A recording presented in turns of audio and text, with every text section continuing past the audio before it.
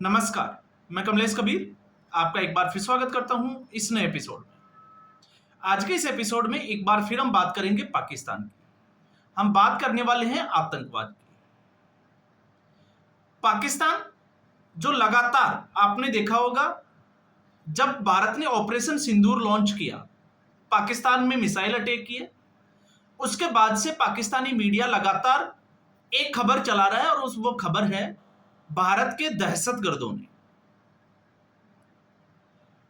और दूसरा, ठीक पाकिस्तान जो है वो इसी तरीके का, या हम कहें कि बलोच के ऊपर बलोचों को दबाने के लिए लगातार वहां पर अत्याचार कर रहा है और बलोचों को जब वो निशाना बनाता है तो उनको वो आतंकवाद बोलता है।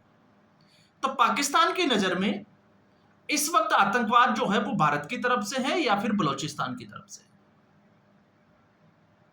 अब ऐसी स्थिति बनी कैसे?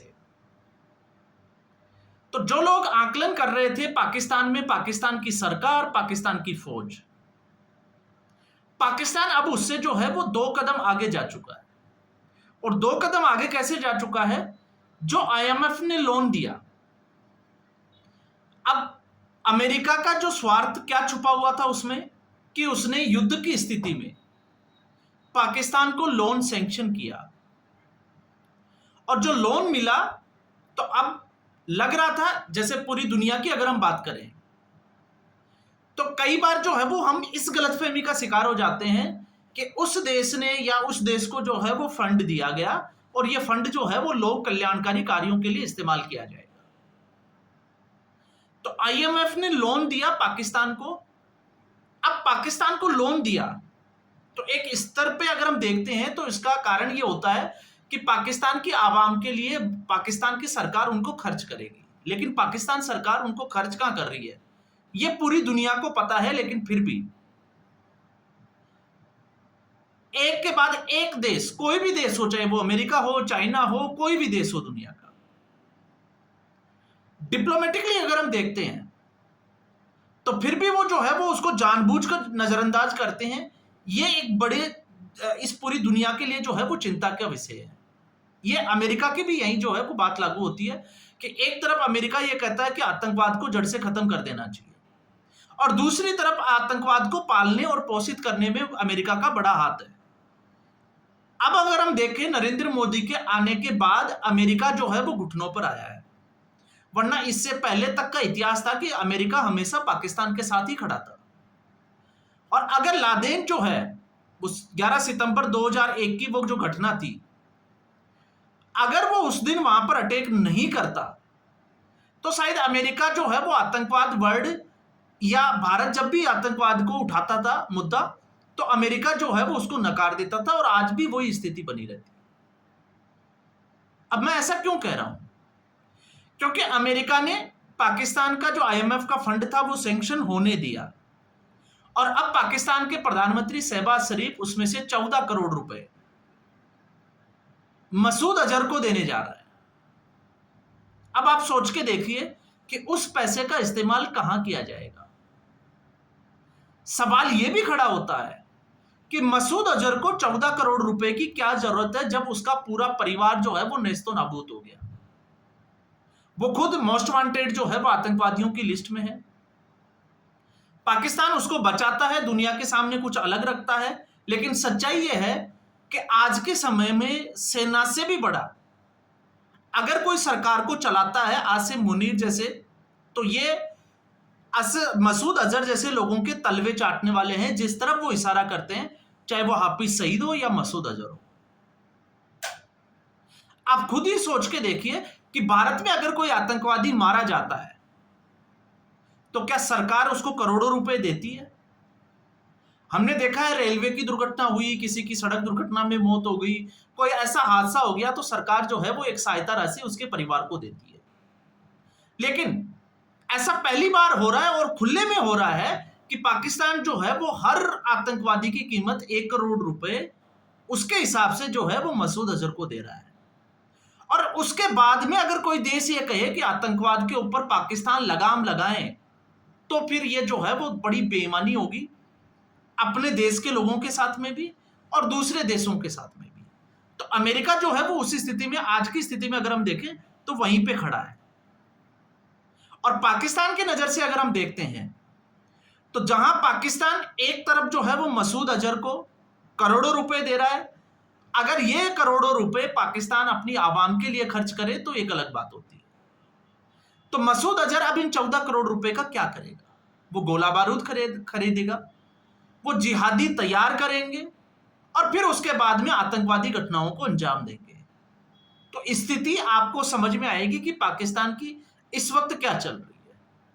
दूसरी, इसके साथ में एक बड़ी खबर आज की और थी, और वो खबर ये थी कि पाकिस्तान के प्रधानमंत्री ने एक चिट्ठी लिखी है भारत सरकार को, सिंधु जल समझौते की जो रद्द किया गया था उसको वापस लागू करने की, और साथ में एक धमकी भी दे रहा है कि अगर ऐसा नहीं होता तो पाकिस्तान युद्ध के लिए तैयार है।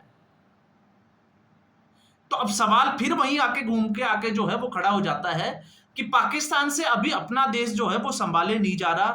क्या वो युद्ध की स्थिति में है, जहां एक तरफ बलूचिस्तान के लड़ाकों ने, बीएलए और बीएलएफ, आपको पता ही होगा, मीर यार ने जो है वो घोषणा कर दी बलूचिस्तान इज नॉट पाकिस्तान, और जिस तरीके से लोग वहां पर सड़कों पे उतरे हुए हैं, तो क्या पाकिस्तान इस लड़ाई को लड़ सकता है? युद्ध के स्तर पर नहीं लड़ सकता।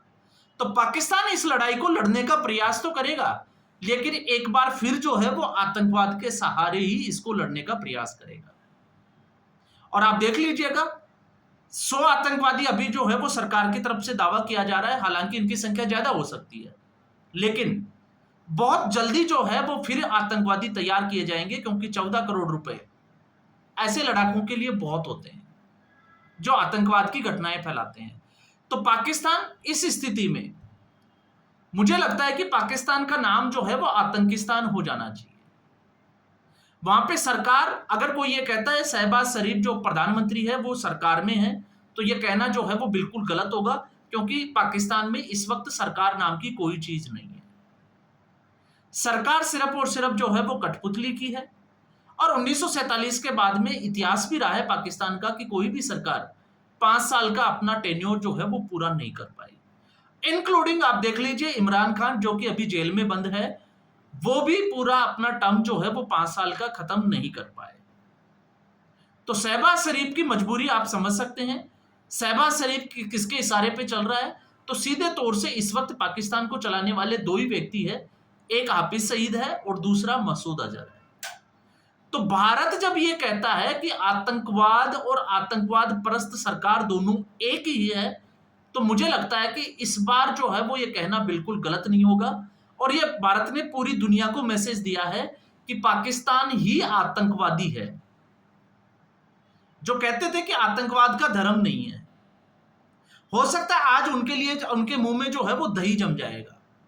जो भारत की कार्रवाई को लगातार, मैं फिर कहता हूं, सरहद के उस पार ही नहीं, इस पार भी बैठे कुछ लोग जो है वो इस तरीके की वकालत करते हैं, और वो आतंकवाद को धर्म के साथ जोड़ने की बात नहीं करते हैं।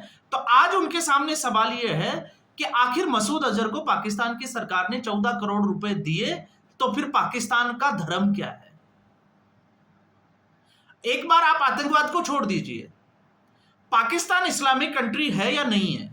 तो इस दुनिया में पाकिस्तान जो है वो लगातार धर्म के आधार पर जो चीजें फैला रहा है, नफरत फैलाने का काम कर रहा है। और पाकिस्तान ने अपने आप को जब इस्लामिक कंट्री घोषित कर दिया, तो पाकिस्तान से जो पोषित आतंकवाद है, या पाकिस्तान ही आतंकवादी तैयार करता है, तो फिर पाकिस्तान को या धर्म का आतंकवाद से कनेक्शन है या नहीं है, ये सोचने की बड़ी बात है। आप सोच के देखिए, नेपाल जिसको हिंदू राष्ट्र कहा जाता है, अगर नेपाल ऐसी स्थिति में आ जाता है तो जाहिर सी बात है वहां पर हिंदू जो है वो इस तरीके की एक्टिविटी में शामिल होंगे। तो फिर नेपाल में और हिंदू में फर्क क्या होगा? तो ठीक ऐसे ही, मैं भारत का नाम इसलिए नहीं लिया क्योंकि हम लोगों को तो वैसे भी जो है वो धर्म निरपेक्षता का पाठ पढ़ाया जाता है। हम तो सेकुलरिज्म में आते हैं, और सेकुलरिज्म में ऐसे आ गए कि हम जो है वो भेद ही नहीं कर पाते कि सही क्या है और गलत क्या है, क्योंकि हम अपने फायदे के हिसाब से या अपने हिसाब से जो है वो हम उस चोले को ओढ़कर बैठ जाते हैं। तो ये पाकिस्तान ने साबित कर दिया और पूरी दुनिया को बता दिया कि आतंकवाद का धर्म होता है, और वो धर्म है इस्लाम।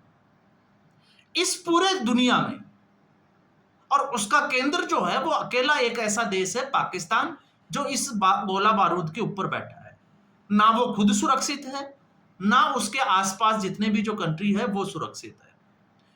अब ये जो है वो आतंकवाद का जो गोला है वो फटेगा, और फटेगा तो ये क्या रंग लाएगा, पाकिस्तान को कितने टुकड़ों में तोड़ेगा, ये देखना बड़ा दिलचस्प होगा।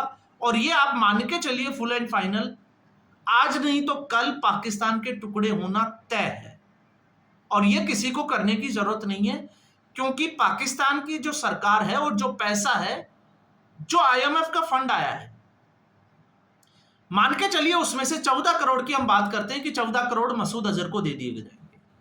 तो आप सोच के देखिए आसिफ मुनीर को कितना पैसा दिया जाएगा। क्यों?